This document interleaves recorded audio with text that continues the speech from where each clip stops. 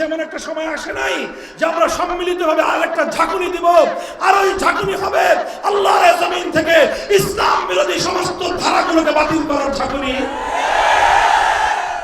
লাখো কণ্ঠে আওয়াজ তুলতে হবে। এবার বাংলাদেশের সংবিধানে একটা ধারা সংযোজন করতে হবে। সেই ধারা হলো কোরআন সুন্নাহ বিরোধী যত আইন থাকবে সমস্ত আইন বাতিল হবে, সমস্ত আইন বাতিল হবে।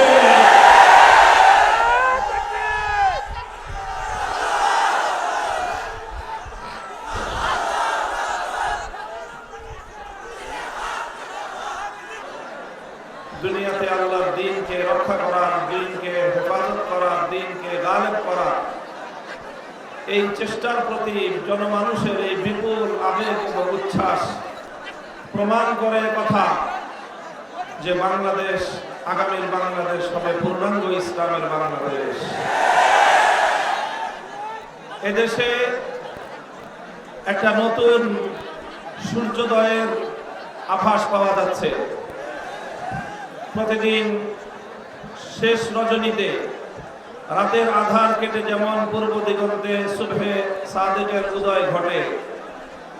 সুবহে সাদেক মূলত একটা জিনিসের আগমনী বার্তা দেয়। সুবহে সাদেক পূর্ব দিগন্তে একটি শুভ্র সাদা আলোক রশ্মি ফুটে উঠে একথা দুনিয়ার মানুষকে জানিয়ে দেয় যে আর কিছুক্ষণের মধ্যেই সারা পৃথিবীর অন্ধকারকে দূর করে আলোকোজ্জ্বল এক রবি সূর্যের আগমন ঘটবে, যেই সূর্যের উদয়ে সারা পৃথিবী আলোকিত হয়ে যাবে।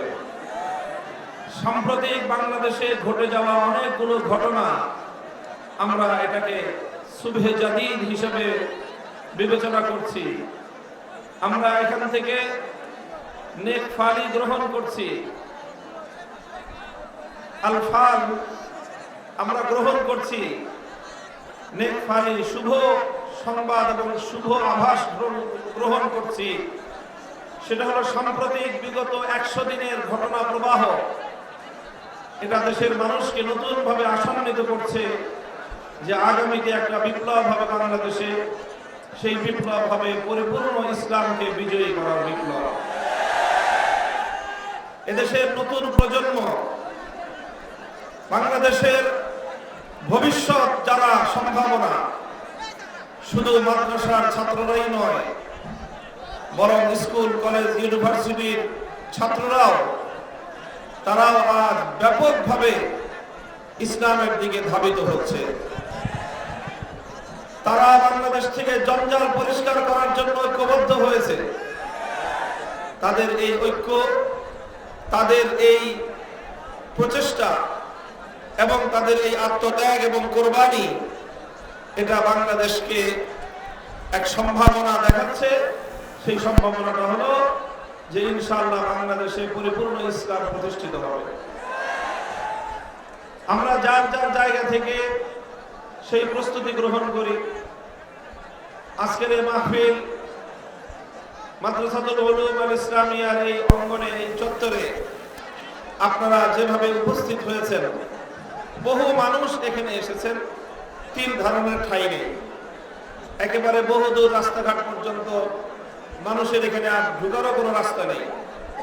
আমি আপনাদেরকে একটা সতর্ক বার্তা শোনাই যে এত মানুষের আমাদের এই আগমন, এটা যেরকম আমাদের সকলকে আনন্দিত করছে, উদ্বেলিত করছে, এটার দ্বারা ইসলামের একটা মুজাহারা হচ্ছে। ইসলামের মুজাহারা অর্থ হলো যে ইসলামের পক্ষের একটা শোডাউন হচ্ছে। ইসলামের পক্ষের শোডাউন, এটাও ইসলামের মধ্যে উৎসাহিত করা হয়েছে। যখন তোমরা আল্লাহর দ্বীনের পক্ষে শোডাউন করা সুযোগ পাবে, উপলক্ষ তৈরি হবে, তখন তোমরা ইসলামের পক্ষে, আল্লাহর দ্বীনের পক্ষে এইভাবে তোমরা মুজাহারা করবে, শোডাউন করবে। তবে মনে রাখতে হবে, ইসলামের পক্ষের এই শোডাউনগুলোতে, এই মুজাহারাগুলোতে কোনো ব্যক্তি প্রদর্শনী, ব্যক্তির আত্মপ্রদর্শনী এখানে উদ্দেশ্য হওয়া চলবে না। এখানে আল্লাহর দ্বীন এবং ইসলামের অনুসারীদের ব্যাপক উপস্থিতির মাধ্যমে তাগুত এবং বাতিল শক্তির অন্তরের মধ্যে ভীতির সঞ্চার করতে হবে। রাসূল আকরাম সাল্লাল্লাহু আলাইহি ওয়াসাল্লাম ঈদগাহে যখন মুসলমানরা ঈদের দিন ঈদুল ফিতর এবং ঈদুল আজহায় মুসলিমরা যখন একত্রিত হয়, সমবেত হয়, তো ঈদুল ফিতরের দুইটা বিশেষ বিধান রয়েছে। আল্লাহর নবীর যুগে ঈদগাহে পুরুষদের পাশাপাশি নারীদের অংশগ্রহণের সুযোগ ছিল। মূলত নারীদের ঈদগাহে আসাটা নামাজ পড়ার উদ্দেশ্যে নয়, মূল উদ্দেশ্য ছিল যে মুসলিম নারীরাও যদি এভাবে দলে দলে ঈদগাহে জড়ো হয়, কাফেররা দেখবে যে মুসলমানরা সংখ্যায় কম না। এই জন্য আল্লাহর নবী বলেছেন যে সকল নারীদের শরীয়তের মাসলার কারণে নামাজ পড়ার অনুমতি নাই, তারাও ঈদগাহে আসবে। যে সকল নারীরা বাইরে বের হওয়ার জন্য নিজেদের প্রয়োজনীয় পর্দার কাপড় নাই, হিজাব করার কাপড় নাই, তার বোন, তার প্রতিবেশিনী, তিনি নিজের কাপড় থেকে তার জন্য হিজাবের ব্যবস্থা করে দিবে। এরপরেও মুসলিমরা কেউ যেন সেদিন ঘরে বসে না থেকে সকলে ঈদগাহে জড়ো হয়। হ্যাঁ, যাদের নামাজ পড়ার অনুমতি নাই তারা নামাজের কাতার থেকে দূরে থাকবে, কিন্তু মুসলমানদের এই শোডাউনে তারা উপস্থিত থাকবে। এটার একটা মাসআলা। আরেক মাসআলা হলো, সুতরাং এই কথাটা খুব ভালো করে বুঝে রাখবেন, আল্লাহর নবীর যুগেও এবং আজও মুসলিম নারীদের মসজিদে অথবা ঈদগাহে আগমনের যে উদ্দেশ্য ছিল সেটা হলো ইসলামের, একটা হলো দ্বীন শিক্ষা করা, আর একটা হলো ইসলামের পক্ষে মুজাহারা এবং শোডাউন করা। ঈদের আরেকটা সুন্নত হলো ঈদগাহে মুসলমানরা এক রাস্তা দিয়ে আসবে, আরেক রাস্তা দিয়ে যাবে। কেন? তাহলে উত্তর পাড়ায়ও শোডাউন হবে, দক্ষিণ পাড়ায়ও শোডাউন হবে। মুসলমানরা এভাবে ঘুরে ঘুরে আল্লাহর শুকরিয়া আদায় করবে আর দুনিয়ার মানুষকে তারা বার্তা দিয়ে দিবে এই মুসলিম জাতির উত্থান হচ্ছে, সারা পৃথিবী থেকে সকল অন্ধকার দূর হয়ে ইসলামের আলো ফুটবে ইনশাআল্লাহ। তো আমাদের বাংলাদেশে যে ওয়াজ মাহফিলগুলো হয়ে থাকে, এই ওয়াজ মাহফিল অনেক নেক উদ্দেশ্যে হয়, অনেক ভালো ভালো উদ্দেশ্যে হয়। আমরা অনেকে সঠিকভাবে এটাকে ব্যবহার করতে না পারার কারণে আমাদের ওয়াজ মাহফিলগুলোর অনেক উদ্দেশ্য এখন ব্যাহত হচ্ছে, ক্ষতিগ্রস্ত হচ্ছে, উদ্দেশ্য আমরা হাসিল করতে পারছি না। এই বিষয়ে উলামায়ে কেরাম এবং সমাজের যারা মাহফিলের আয়োজক তাদের সকলের আরো বেশি তৎপর এবং যত্নশীল হওয়া উচিত।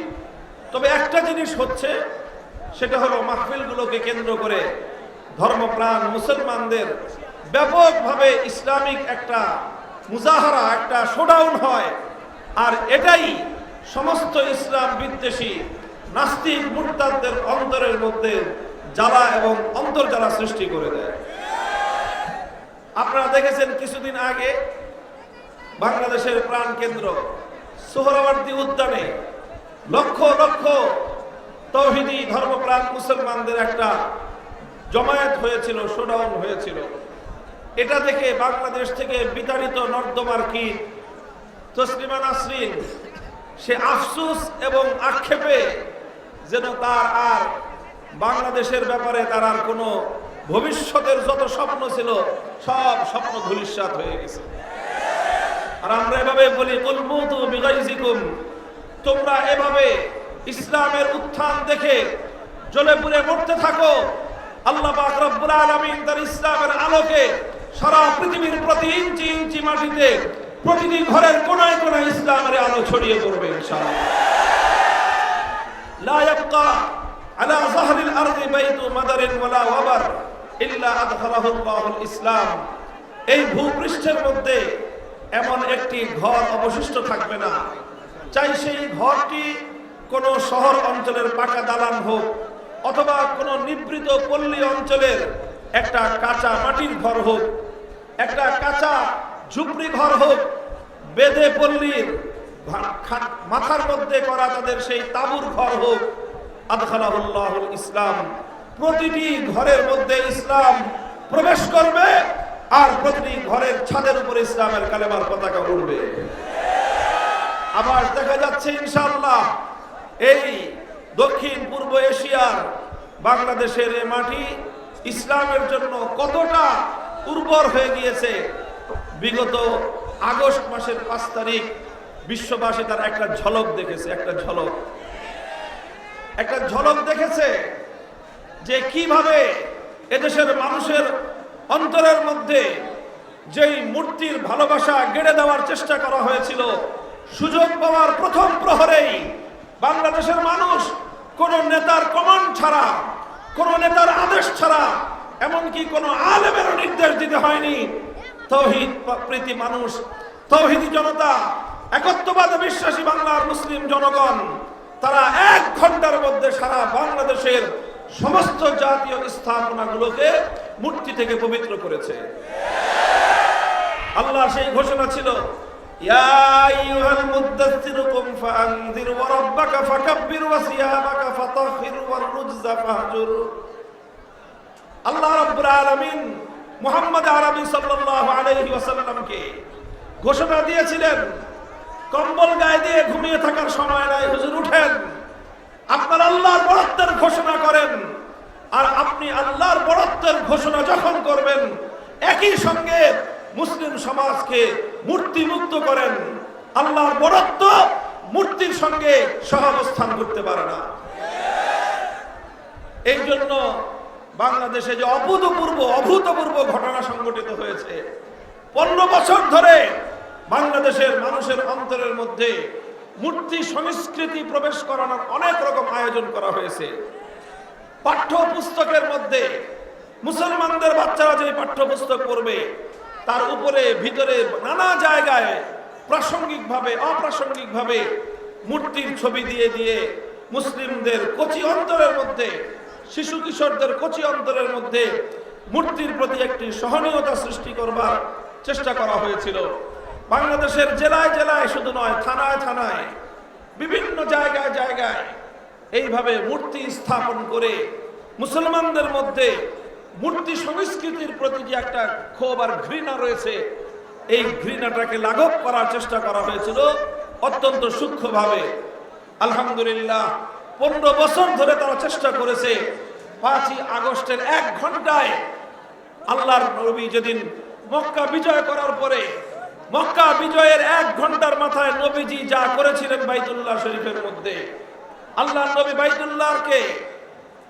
নবী বাইতুল্লাহর নগরকে, মক্কা শহরকে যেভাবে মূর্তি শূন্য করেছিলেন, এক একটা মূর্তির পেটের মধ্যে আল্লাহর নবী লাঠি দিয়ে আঘাত করে ভূপাতিত করেছেন। নবীজির কণ্ঠে উচ্চারিত হয়েছিল, জা আল হক ওয়া যাহাকাল বাতিল ইন্নাল বাতিলা কানা যাহুকা।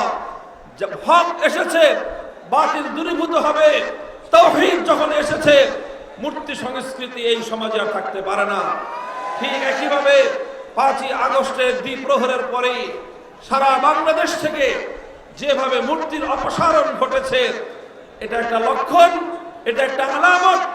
এই জাতির যারা সমাজ এবং রাষ্ট্র নিয়ে কাজ করতে চান, আমি আবার বলছি, যারা সমাজ এবং রাষ্ট্র নিয়ে কাজ করতে চান, বাংলাদেশের মানুষের পাল্স বুঝবার চেষ্টা করুন। এদেশের মানুষ এখন তাওহীদের ব্যাপারে অনেক সোচ্চার এবং অনেক সচেতন। তাওহীদ বিরোধী কোন চেতনা বাংলাদেশের মাটিতে যদি কেউ প্রতিষ্ঠা করার চেষ্টা করেন, তার ভাস্কর্য যেমন বুড়িগঙ্গায় ভাসবে, সে সহ তার সকল সাঙ্গপাঙ্গ বাংলার মাটি থেকে উচ্ছেদ হয়ে যাবে।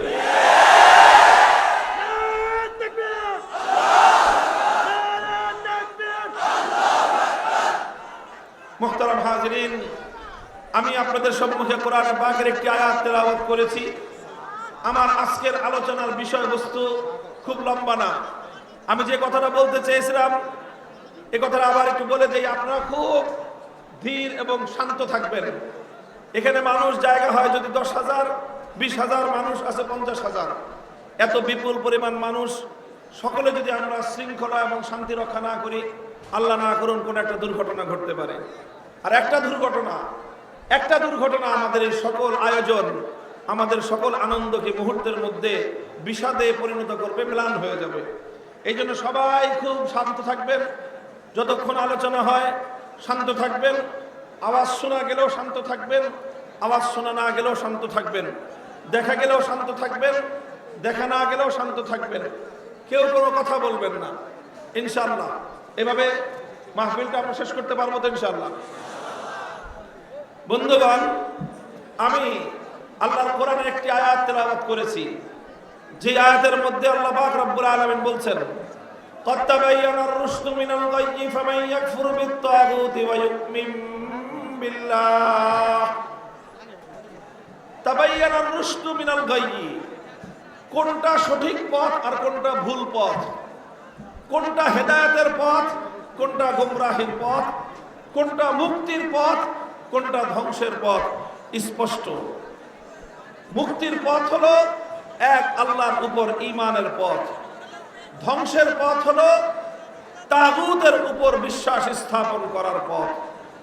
অর্থাৎ ফামান ইউমিন বিল্লাহি ওয়া ইয়াকফুর বিত-তাগুত ফামান ইউমিন বিল قد تبين الرشد من الغي فمن يكفر بالطاغوت ويؤمن بالله। যারা আল্লাহর উপর ঈমান আনয়ন করবে এবং তাগুতকে অস্বীকার করবে, ফাকাদ ইসতামসাকা বিল উরওয়াতিল উসকা, তারা একটা শক্ত হাতল ধারণ করলো। এমন একটা হাতল, যেই হাতল ধরে থাকলে একজন মানুষ নির্বিঘ্নে জান্নাত পর্যন্ত পৌঁছে যেতে পারবে ইনশাআল্লাহ। এর জন্য দুটি বিষয়ের প্রয়োজন। কয়টা বিষয়? জোরে বলেন, কয়টা বিষয়? একটা হলো ঈমান বিল্লাহ, বলেন, একটা হলো ঈমান বিল্লাহ, আল্লাহর উপর নির্ভেজাল, খালেস, নিষ্কলুষ, ভেজাল মুক্ত ঈমান লাগবে। কি লাগবে? ভেজাল মুক্ত। কার উপর? জোরে বলেন, কার উপর? আল্লাহর উপর নিষ্কলুষ ভেজাল মুক্ত ঈমান লাগবে। সঙ্গে সঙ্গে ইয়াকফুর বিত-তাগুত, তাগুতকে অস্বীকার করতে হবে, তাগুতকে পরিত্যাগ করতে হবে। আমি এই বিষয়ে একটু কথা বলবো আপনাদের সামনে, আপনারা ধৈর্য ধরে শুনবেন। কথাটা বুঝবার বিষয়, এবং এই কথা আজকের বাংলাদেশের যে প্রেক্ষাপট তৈরি হয়েছে, এই প্রেক্ষাপটের সঙ্গে কেন প্রয়োজন আমার এই আলোচনা, সেটা আলোচনার শেষাংশে আমি আপনাদের সামনে আমার কথাগুলো এবং আমার কথার সারাংশ, আমার কথার যে ফলাফল, সেটাও আমি স্পষ্টভাবে আপনাদের সামনে উচ্চারণ করব ইনশাআল্লাহ। আল্লাহ পাক রব্বুল আলামিনের উপর ঈমান গ্রহণ করা, এই ঈমান, এটা হলো আসলুল উসুল। একজন মুমিনের উপর, একজন মানুষের উপর আল্লাহর পক্ষ থেকে যত বিধিবিধান আল্লাহর পক্ষ থেকে আরোপিত হয়েছে, সকল বিধানের মধ্যে সবচেয়ে গুরুত্বপূর্ণ বিধান হলো ঈমানের বিধান। ঈমানকে খালেস করতে হবে, ঈমানকে নির্ভেজাল করতে হবে। এটা হলো মানুষের উপর আল্লাহর পক্ষ থেকে সর্বপ্রথম নির্দেশ। ঈমানকে যখন আপনি খালেস করতে যাবেন, ঈমানকে যখন আপনি পিওর করতে যাবেন, তখনই আপনাকে তাগুতকে অস্বীকার করতে হবে। কাকে অস্বীকার করতে হবে? কথা বলেন, কাকে? তাগুতকে অস্বীকার করতে হবে। কাকে অস্বীকার করতে হবে? জোরে বলেন, জোরে, এদিকে তাকান। কাকে অস্বীকার করতে হবে? তাগুতকে অস্বীকার করতে হবে। কেউ যদি তাগুতকে সঠিকভাবে অস্বীকার করতে না পারে, কশ্চিন কালেও তার ঈমান পরিপূর্ণ হতে পারে না। ঈমান পরিপূর্ণ হওয়ার জন্য কুফর বিত তাগুত জরুরি। তাগুতের সঙ্গে কুফরি করতে হবে, তবেই আল্লাহর উপর ঈমান পরিপূর্ণ হবে। আমি আপনাদেরকে আলোচনার সুবিধার্থে প্রথমে তাগুতের পরিচয় দিব। আমাদের আজকের প্রজন্ম এই তাগুতের পরিচয় জানাটা খুব বেশি জরুরি। তাগুত কাকে বলা হয়? কোরআনে পাকের অনেকগুলো আয়াতের মধ্যে আল্লাহ পাক রব্বুল আলামিন কুফর বিত তাগুত তথা তাগুতকে অস্বীকার করার গুরুত্ব আরোপ করেছেন, জোরালো নির্দেশ আল্লাহ পাক রব্বুল আলামিন দান করেছেন। এই জন্য কদিমান ওয়া হাদিসান, ইসলামের প্রথম যুগ থেকে নিয়ে আজ পর্যন্ত যারাই পবিত্র কোরআন নিয়ে আলোচনা করেন, পবিত্র কোরআনের তাফসীর গ্রন্থ লেখেন, পবিত্র কোরআন নিয়ে গবেষণা করেন, তাদের সকলের কাছেই এই তাগুত শব্দটির একটা তাৎপর্যপূর্ণ শব্দ এবং এই শব্দের তারা ব্যাখ্যা করে থাকেন এবং তাগুতের সংজ্ঞা দিয়ে থাকেন। সমস্ত মুফাসসিরিনদের সংজ্ঞা, তারা তাগুতকে যেভাবে সংজ্ঞায়িত করেছেন, এই সবগুলো সংজ্ঞা যদি একত্রিত করা হয়, তাহলে আমি সহজ ভাষায় আপনাদেরকে যদি বলতে চাই, তাহলে তাগুতের সংজ্ঞা, তাগুতের পরিচয় এভাবে বলা যায় যে আল্লাহ রাব্বুল আলামিনের জন্য যেই আসনটা সংরক্ষিত, আল্লাহর জন্য যেই বৈশিষ্ট্য সংরক্ষিত, অর্থাৎ যেই বৈশিষ্ট্য আল্লাহ ছাড়া অন্য কারো মধ্যে পাওয়া যাওয়া সম্ভব নয়, সেই বৈশিষ্ট্য যদি আল্লাহ ছাড়া ভিন্ন কেউ, কোনো গায়রুল্লাহকে যদি দেওয়া হয়, কোনো গায়রুল্লাহর জন্য যদি সেই বৈশিষ্ট্য সাব্যস্ত করা হয়, তখন সেই গায়রুল্লাহকে বলা হয় তাগুত। আরো সহজ ভাষায় বললে, যেই আসনটা আল্লাহর জন্য সংরক্ষিত, সেই আসনে যদি কোনো গায়রুল্লাহকে বসানো হয়, সেই গায়রুল্লাহকেই বলা হয় তাগুত। যেরকম খতমে নবুয়তের আসন, এটা কার জন্য সংরক্ষিত? শেষ নবীর জন্য। আপনারা আমার কথা বুঝতেছেন? কথার জবাব দিয়ে। খতমে নবুয়তের সিংহাসন, এটা কার জন্য সংরক্ষিত? শেষ নবী মুহাম্মদুর রাসূলুল্লাহ সাল্লাল্লাহু আলাইহি ওয়াসাল্লামের জন্য সংরক্ষিত। এখন শেষ নবীর পরে আর কেউ যদি নবুয়তের আসনে নিজেকে আসীন করে, তাহলে সেই নবী, সেই নামধারী নবী সত্য নবী না ভণ্ড নবী? সেই ব্যক্তি হলো ভণ্ড নবী। শেষ নবীর পরে কোনো নবী নাই। শেষ নবী কিয়ামত পর্যন্তের জন্য তিনি খতমে নবুয়তের সিংহাসনে আসীন। কাজেই খতমে নবুয়তের সিংহাসনে আখিরি নবী মুহাম্মদুর রাসূলুল্লাহ সাল্লাল্লাহু আলাইহি ওয়াসাল্লাম ছাড়া অন্য কেউ যদি বসতে চায়, সে যেরকম ভণ্ড নবী, মিথ্যা নবী, ঠিক ওই রকম ভাবে আল্লাহর জন্য যে আসন সংরক্ষিত, আল্লাহর আসনে যদি অন্য কোনো গায়রুল্লাহ বসতে চায়, তাহলে সেই গায়রুল্লাহকে বলা হয় তাগুত। সহজে দৃষ্টান্ত দিয়ে আমি বুঝাবার চেষ্টা করি। যেরকম ধরেন, ইবাদত করা হয়, কি করা হয়? এই ইবাদতের হকদার একমাত্র কে? সকল মানুষ জবাব দিবেন, ইবাদতের একমাত্র হকদার কে? ইবাদতের একমাত্র হকদার হলেন আল্লাহ।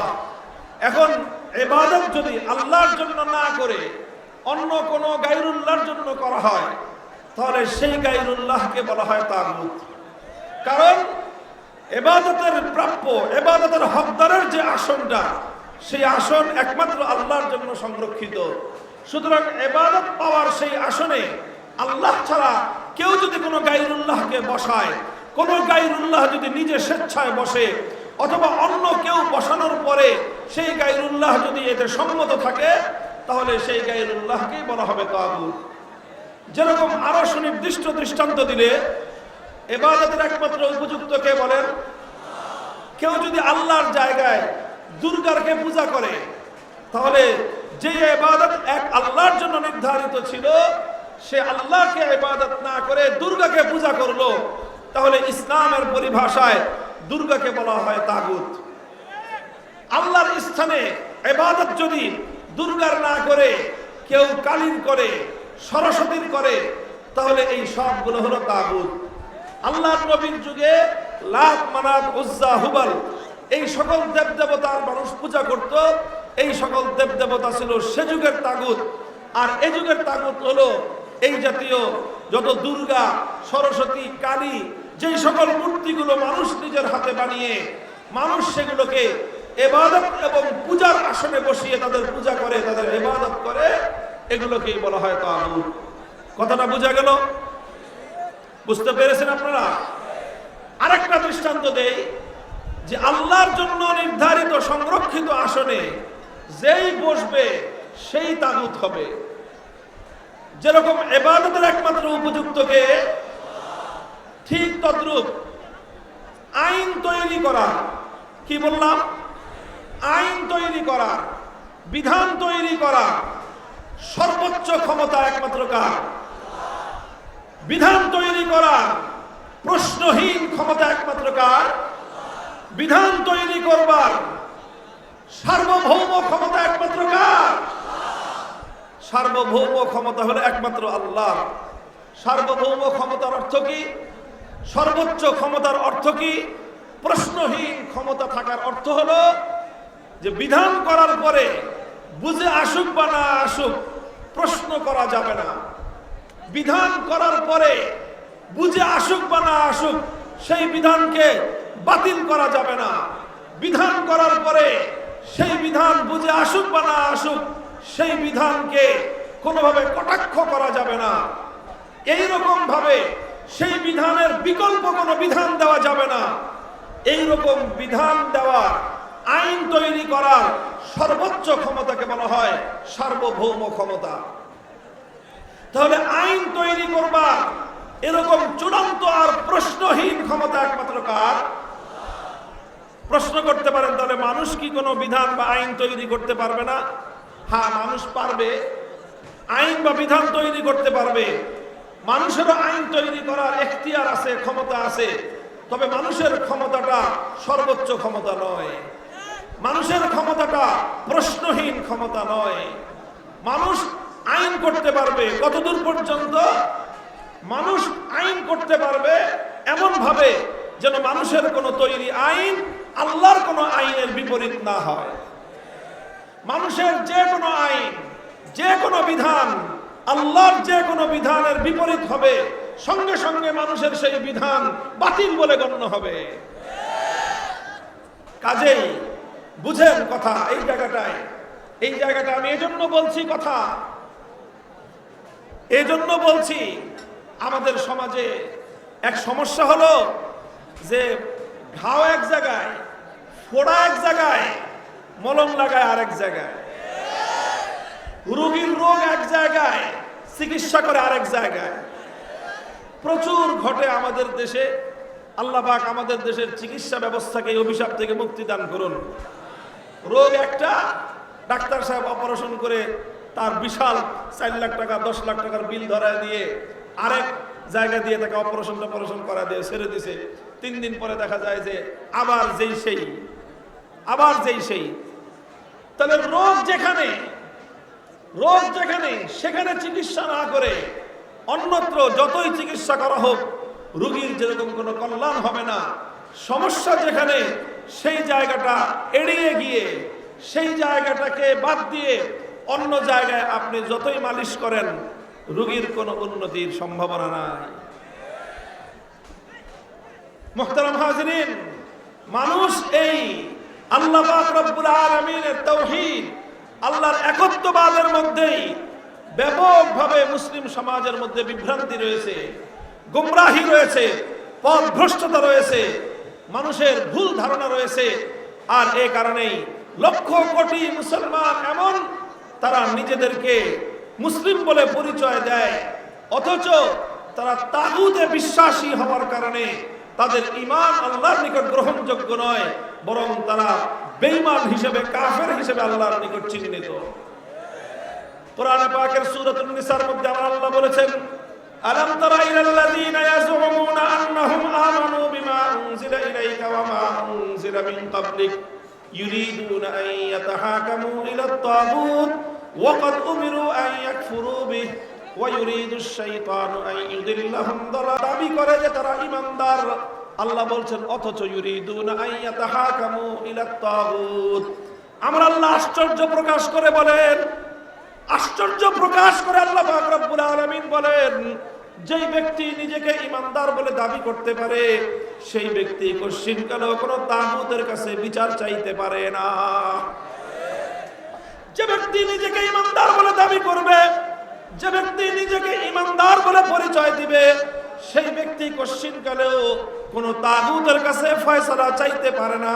সেই ব্যক্তি কোনোদিন কোনো তাগুতের কাছে বিচার প্রার্থী হতে পারে না। আর যে ব্যক্তি তাগুতের কাছে বিচার প্রার্থী হবে, যে ব্যক্তি তাগুতের বিধান মানবে, যে ব্যক্তি তাগুতের আইনকে মেনে নিবে, তাগুতের আইনকে যে ব্যক্তি শ্রদ্ধা করবে, তাগুতের আইনের উপর যে ব্যক্তি বিশ্বাস স্থাপন করবে, সে হাজী নাম ধারণ করতে পারে, গাজী নাম ধারণ করতে পারে, ডবল হাজি, ট্রিপল হাজি, চৌপল হাজি নাম ধারণ করতে পারে, কিন্তু ইমানদার হতে পারে না। এরকম বহু বেঈমান হাজি আছে আমাদের সমাজে। আবু জাহাল কতবার হজ করছে জানেন? আবু জাহালের হজের সংখ্যা হাদিসের মধ্যে উল্লেখ নাই, তবে আমার ধারণা 40 বারের কম করে নাই। 40 বারের কম হজ করে নাই। যে বছর বদরের ময়দানে গিয়ে রমজান মাসে নিহত হয়েছে, ধ্বংস হয়েছে, এর আগের বছর জিলহজ মাসে হজ করেছে। হজের তো অভাব ছিল না, হজের তো সমস্যা ছিল না, কিন্তু ঈমান ঠিক ছিল না। ঈমান যদি ঠিক না থাকে, তুমি হজ করে লাভ হবে কি? নামাজ পড়েই লাভ হবে কি? যায় নামাজ তালাশ করেই লাভ হবে কি? যায় নামাজ তালাশ করে লাভ নাই। আগে ঈমান ঠিক করো, তারপরে নামাজ। আগে ঈমান ঠিক করো, তারপরে হজ। আগে ঈমান ঠিক করো, তারপরে আমল। যদি ঈমান ঠিক না থাকে, বিশুদ্ধ না হয়, কোন আমলের কানাকড়ি পরিমাণ মূল্য নাই। মুহতারাম হাজিরিন, এই জন্য ঈমানের এই জায়গাটা আমি আপনাদেরকে একটু মেরামত করার চেষ্টা করতেছি। যে ঈমানের জন্য জরুরি হলো সর্বপ্রথম ঈমানের যেই অংশ, ঈমানের যেই মৌলিক ব্যাখ্যা, মৌলিক বিষয়, সেটা হলো তাওহীদ। ঈমানের প্রথম বুনিয়াদ কি? তাওহীদ। তাওহীদ মানে কি? তাওহীদ মানে আল্লাহর একত্ববাদে বিশ্বাসী হওয়া। আল্লাহর একত্ববাদে বিশ্বাসী হওয়ার অর্থ হলো যেই সকল বিষয়গুলি আল্লাহর সঙ্গে নির্ধারিত, সেই জায়গাগুলোতে আল্লাহর জায়গায় অন্য কাউকে আল্লাহর শরীক করা যাবে না। যেমন ইবাদত একমাত্র নির্ধারিত কার জন্য? তো ইবাদতের মধ্যে কেউ যদি আল্লাহর সঙ্গে কোনো গায়রুল্লাহকে শরীক করে, তাহলে সেই ব্যক্তি কশিনকালেও ঈমানদার হতে পারে না। ইবাদত যেরকম আল্লাহ পাকের জন্য নির্ধারিত, এটাকে বলা হয় তাওহীদ ফিল উবুদিয়্যাহ, মাবুদিয়াতের তাওহীদ। মাবুদ একমাত্র আল্লাহ। ঠিক ওরকম আরেকটা তাওহীদের অংশ রয়েছে, সেই তাওহীদকে বলা হয় তাওহীদ ফিল হাকিমিয়্যাহ, অর্থাৎ আইন তৈরি করবার চূড়ান্ত ক্ষমতা একমাত্র কার? আল্লাহর। সেই চূড়ান্ত আইন তৈরি করার ক্ষমতার সঙ্গে সাংঘর্ষিক যে কোনো কার্যকলাপ, যে কোনো বিশ্বাস কোন ব্যক্তি স্থাপন করবে, পোষণ করবে, সেই ব্যক্তি আর কিছু হতে পারলেও একত্ববাদী হতে পারে না, সে তাওহীদবাদী হতে পারে না। যে একত্ববাদী না হতে পারে, তার ঈমানদার হওয়ার প্রশ্নই আসে না। তাহলে তাগুত বুঝে আসলো। তাগুত বলা হয় ওই গায়রুল্লাহকে, যেই গায়রুল্লাহ আল্লাহর আসনে, আল্লাহর স্থানে বসে। যেরকম যে সমস্ত দেবদেবতাকে পূজা করা হয়, যে ইবাদত এক আল্লাহর জন্য করার কথা ছিল, সেই ইবাদতের জায়গায় মূর্তিকে বসানো হলে সেই মূর্তিকে বলা হয় তাগুত। ঠিক ওরকম আইন তৈরি করবার প্রশ্নহীন ক্ষমতা যখন আল্লাহর, সেই আল্লাহর ক্ষমতাকে যদি অন্য কেউ নিয়ে আল্লাহর আইনের বাইরে কোনো আইন তৈরি করতে চায়, আল্লাহর আইনের বাইরে ভিন্ন কোনো বিধান যদি কেউ রচনা করে, সেই বিধানটা রচনাকারী সে কোনো রাজা বাদশাহ হতে পারে, সেই বিধানটা রচনাকারী কোনো রাষ্ট্রপতি বা প্রধানমন্ত্রী হতে পারে, সেই বিধান রচনাকারী কোনো মন্ত্রী পরিষদ অথবা কোনো আইন পরিষদ, কোনো সংসদ হতে পারে, সেই বিধান রচনাকারী কোনো বিচারপতি, বিচারালয় হতে পারে। মনে রাখবেন, আল্লাহর আইনের বিরুদ্ধে গিয়ে যারাই আইন করবে, যেই বাদশাহ আইন করবে, যেই রাজা আইন করবে, যেই রাষ্ট্রপতি আইন করবে, যেই প্রধানমন্ত্রী আইন করবে, যেই মন্ত্রী পরিষদ আইন করবে, যেই বিচারপতি আইন করবে, যেই সংসদ আইন করবে, সবগুলো শুধু বেঈমান আর মুশরিক নয়, বরং তারা হলো সব তাগুত।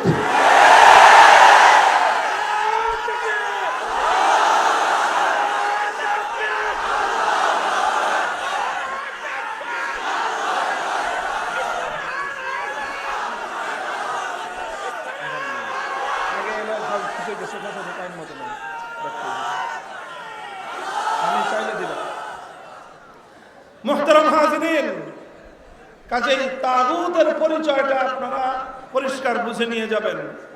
আমি আলোচনা করে দিলাম মৌলিক আলোচনা, যারা বুঝেছেন। কারো যদি অস্পষ্টতা থাকে, যাইতে যাইতে আবার রাস্তায় যেতে যেতে আমরা ছাত্রদেরকে বলি তাকরার করবা, রিভিশন দিবেন। কি দিবেন? কি দিবেন? এটা হলো আজকের আপনাদের সবক, যে তাগুত কাকে বলা হয়। আপনি যদি অন্ধকার কাকে বলা হয় এটা না চিনেন, আলোর গুরুত্ব কোনোদিন বুঝবেন না। কালো কাকে বলা হয় সেটা যদি না বুঝেন, সাদার মূল্য আপনি বুঝবেন না। আপনি যদি তাগুত না বুঝেন, কুফর না বুঝেন, ঈমানকে ভালো করে বুঝবেন না। এই জন্য আল্লাহর উপর ঈমান আনতে হবে, তাগুতকে অস্বীকার করতে হবে। আমাদের সমাজে এখন যে অবস্থা, যে সমস্যা, সেটা হলো আল্লাহকেও নারাজ করবে না আর শয়তানকেও বেজার করবে না। শয়তানকে আর আল্লাহকে একসঙ্গে খুশি করা যায়? জোরে বলেন। শয়তানকে আর আল্লাহকে একসঙ্গে রাজি করা যায়? আল্লাহকে যদি রাজি করেন শয়তান বেজার হবেই, শয়তানকে যদি খুশি করেন আল্লাহ নারাজ হবেই। সিদ্ধান্ত নিতে হবে যে তুমি আল্লাহর পক্ষে থাকবা না গায়রুল্লাহর পক্ষে থাকবা। তোমাকে সিদ্ধান্ত নিতে হবে তুমি আল্লাহর দলের লোক না শয়তানের দলের লোক। ভেজাল করবার জায়গা নাই, ভেজালের সুযোগ ইসলামের মধ্যে নাই। الذين آمنوا يقاتلون في سبيل الله والذين كفروا يقاتلون في سبيل الطاغوت। যারা ঈমানদার আল্লাহর পথে লড়াই করে, যারা বেঈমান তারা তাগুতের জন্য লড়াই করে। যারা ঈমানদার তারা আল্লাহর বিধান কায়েমের জন্য লড়াই করে, যারা বেঈমান তারা আল্লাহর বিধানের বিরুদ্ধাচরণ করে। স্পষ্ট হয়ে যেতে হবে, স্পষ্ট। সাদা কালোর মধ্যে কোনো গোজামিল চলবে না, সাদা কালোর মধ্যে কোনো গোজামিল চলবে না ইনশাআল্লাহ। আমি স্পষ্ট পবিত্র কোরআন থেকে আমি আপনাদের সামনে আয়াত তেলাওয়াত করেছি। আল্লাহর পয়গম্বরের একটি হাদিসের উদ্ধৃতি দিয়ে আমি আপনাদের সামনে। হযরত আদী ইবনে হাতেম রাদিয়াল্লাহু আনহু, হাতেম তাইয়ের নাম শুনেছেন? হ্যাঁ, কে কে শুনছেন বলেন তো? হাতেম তাই, মাশাআল্লাহ, অনেক মানুষ, অনেক বখিল ছিল না? হ্যাঁ, হাতেম তাই মানে কি? বখিল? দেখি, হাতেম তাই মানেই হলো দানবীর। কোন মানুষ অনেক দানশীলতা করলে, অনেক দান করলে তাকে আমরা সকলে উপাধি দেই যে ইনি হলেন যুগের হাতেম তাই। কথা ঠিক? হাতেম তাই একজন ব্যক্তি ছিলেন। এই ব্যক্তি আল্লাহর নবী মুহাম্মদুর রাসূলুল্লাহ সাল্লাল্লাহু আলাইহি ওয়াসাল্লামের যুগের কিছু আগের লোক ছিলেন। নবীজির সঙ্গে তার সাক্ষাৎ হয়েছে বলে কোনো প্রমাণ পাওয়া যায় না। এই জন্য তিনি আল্লাহর নবীর উপর ঈমান গ্রহণ করেছেন, এটারও কোনো প্রমাণ নাই। তবে এই হাতেম তাইর ছেলে, তার সন্তান, সেই সন্তানের নাম ছিল আদী ইবনে হাতেম। ইনি আল্লাহর নবীর সঙ্গে সাক্ষাৎ হয়েছিল, তিনি ইসলাম গ্রহণ করেছিলেন এবং তার ইসলামটা ছিল নির্ভেজাল, পিওর ইসলাম। এই জন্য আল্লাহর নবী হাতেম তাইর সন্তান হিসেবে আদী ইবনে হাতেমকে অনেক মর্যাদা দিতেন, সম্মান করতেন। আদী ইবনে হাতেম যখন আল্লাহর নবীর কাছে আসতো, নবীজি তাকে মর্যাদার আসন দান করতেন। তিনি ইসলাম গ্রহণ করার আগেও নিজের গোত্রের সর্দার ছিলেন এবং খ্রিস্টান ধর্মের একজন গুরুত্বপূর্ণ ব্যক্তি ছিলেন, শিক্ষিত আলেম ছিলেন তিনি খ্রিস্ট ধর্মের। তিনি ইসলাম গ্রহণ করার পরে একদিন এসে আল্লাহর নবীর কাছে একটা প্রশ্ন করলেন। তার প্রশ্ন হলো কোরআনে পাকের সূরাতুল বারাআতের একটি আয়াত নিয়ে। সূরাতুল বারাআতের মধ্যে আল্লাহ পাক রব্বুল আলামিন পূর্ববর্তী আসমানি কিতাবের অনুসারী তথা আহলে কিতাব ইহুদি এবং খ্রিস্টানদের ব্যাপারে আল্লাহ পাক একটি অভিযোগ করেছেন। কি অভিযোগ? আল্লাহ বলেছেন ইহুদি এবং খ্রিস্টানদের ব্যাপারে আল্লাহর কোরআনের সূরাতুল বারাআতের মধ্যে আল্লাহর পক্ষ থেকে ইহুদি আর খ্রিস্টানদের ব্যাপারে অভিযোগ হলো যে ইত্তাখাযু আহবারাহুম ওয়া রুহবানাহুম আরবাবাম মিন দুনিল্লাহ। ইত্তাখাযু আহবারাহুম ওয়া রুহবানাহুম আরবাবাম মিন দুনিল্লাহ। এই ইহুদি এবং খ্রিস্টানদের চরিত্র হলো এই যে তারা এক আল্লাহকে বাদ দিয়ে তাদের মধ্যকার দুই শ্রেণীর মানুষকে তারা রব হিসেবে গ্রহণ করে নিয়েছে।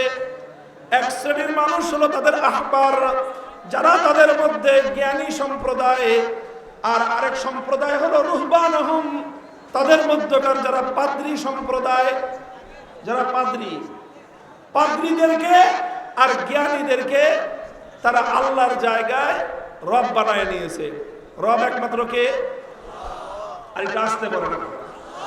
মানুষ হয়েছে লক্ষ জনতা, আর আল্লাহর নাম জিজ্ঞেস করলে মিনমিনে বলেন। এই মিনমিনে লোক আমার ওয়াজে বসবে না। বুঝতে পারেন না এই কথা? মিনমিনানো কোন লোক এই আমার সঙ্গে খাতির নেই। কথা বলবেন ইসলামের কথা, গায়রুল্লাহর কথা যারা বলে তারা যতটা জোরে বলবেন, আল্লাহর আওয়াজ যখন করবেন আপনার আওয়াজ তার চেয়ে 10 গুণ বেশি হওয়া চাই।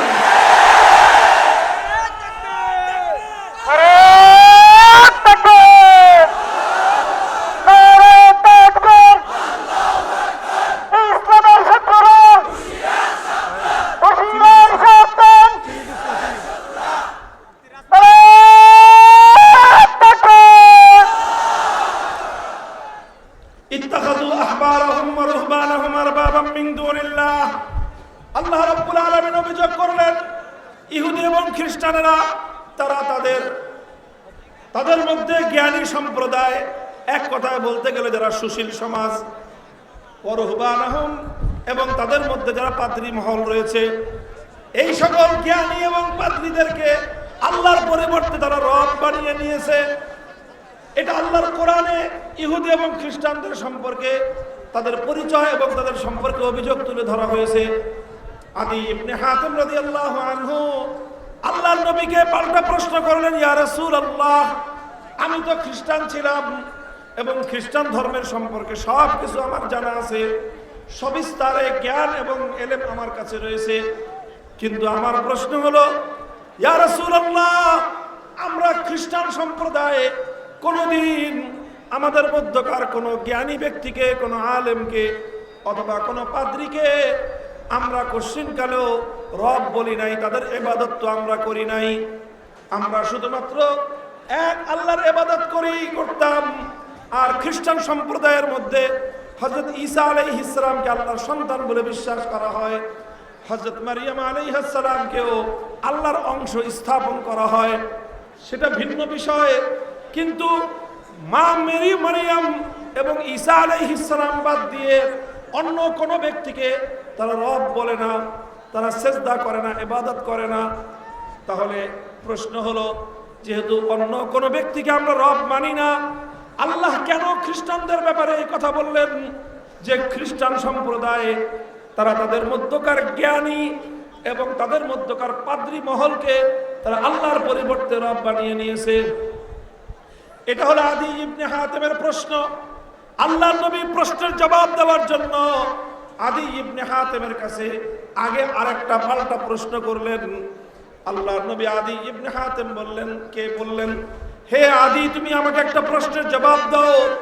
আলাস্তুম হাররামতুম মা হাররামুহু ওয়া আহলালতুম মা আহাল্লুহু, তোমাদের মধ্যে কি এমন কোন বিষয় ছিল যে আল্লাহ রাব্বুল আলামিন একটা বিষয়কে বৈধ বলেছেন, কিন্তু সেই বিষয়টাকে পরবর্তীতে তোমাদের ধর্মের জ্ঞানী আর পাদ্রী সম্প্রদায় মিলে যেটাকে আল্লাহ বৈধ বললেন সেটাকে তারা বেআইনি বলে দেয়, অথবা কোনো একটা জিনিসকে আল্লাহ পাক বেআইনি করেছেন, অবৈধ করেছেন, অথচ তোমাদের সমাজের এই পাদ্রী সম্প্রদায় আর তোমাদের সমাজের জ্ঞানী সম্প্রদায় মিলে যেটাকে আল্লাহ অবৈধ করলেন সেটাকে তারা বৈধ করে দেয়।